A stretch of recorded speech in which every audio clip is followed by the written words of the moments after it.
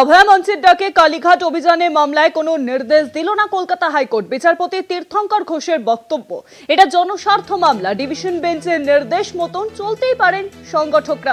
লিখিত নির্দেশ দেননি বিচারপতি তীর্থঙ্কর ঘোষ। কোনো রকম লিখিত নির্দেশ দেওয়া হয়নি বিচারপতি তীর্থঙ্কর ঘোষের তরফে।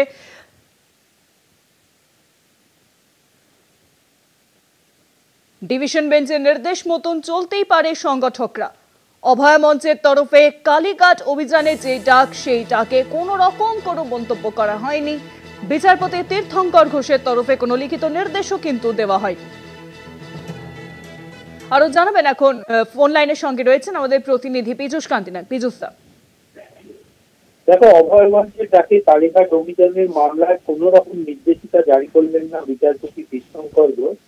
বিচারপতির মন্তব্য যে জনস্বার্থ মামলায় গতকাল বিচারপতি সুজয় পালের ডিভিশন বেঞ্চ নির্দেশ দিয়েছে, সেই মোতাবেকই সংগঠকরা তারা এই কালীঘাট অভিযানের যে অভিযানের ডাক দিয়েছে তারা করতে পারবে। তবে নির্দিষ্ট কোনো লিখিত নির্দেশ তারা দিচ্ছেন না।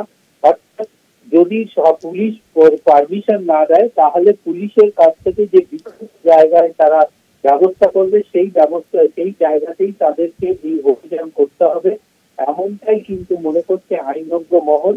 কারণ গতকাল নির্দেশিকার বিচারপতি সুজয় পালের ডিভিশন বেঞ্চ পরিষ্কার উল্লেখ করেছে, পুলিশের অনুমতি না নিলেও তবে তারা বিকল্প জায়গায় করতে পারবে।